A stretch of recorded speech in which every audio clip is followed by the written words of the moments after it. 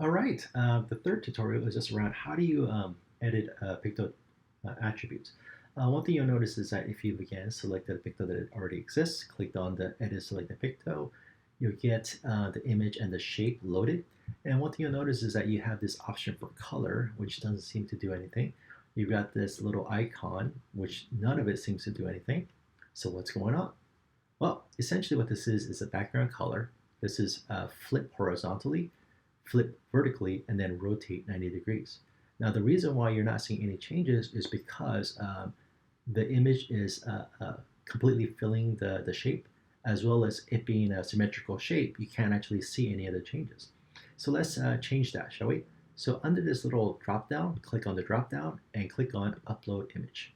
After you've done that, click on Choose Image File, and it will bring up your desktop and select whatever image that you have. What I have here is a transparent image of a bird with a transparent background. Now when I select that, you'll notice that the background color can now be shown through. Some other things to note is that with that background color, you can actually change the opacity.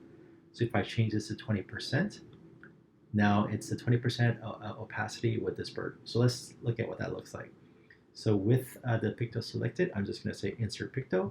And what that will do is update this picto with the changes that I've made, like so.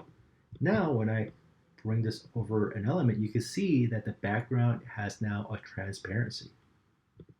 Some other things to note, again, I'm going to go to the Select Shapes, select this picto, click on Edit.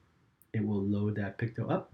So you'll notice that these other shapes, now that I've got an asymmetrical shape, when I click on the flip, it will actually flip the picto, the shape itself. If I click on this rotate, it will rotate in 90 degrees. And when I click on this one, it'll flip it vertically.